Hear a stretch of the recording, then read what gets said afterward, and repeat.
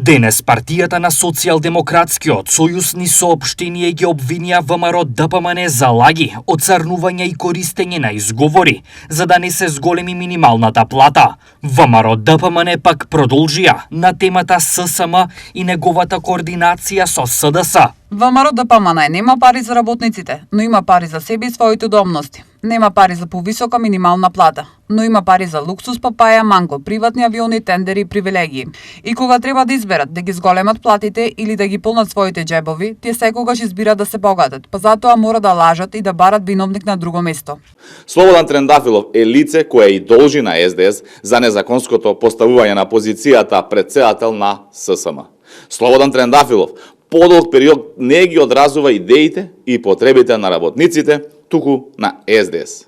ВМРО ДПМН обелодени дека Трендафилов бил на сонстадоци со СДС и дека е во постојан дослуг со нив и со левица, а СДС излезе и призна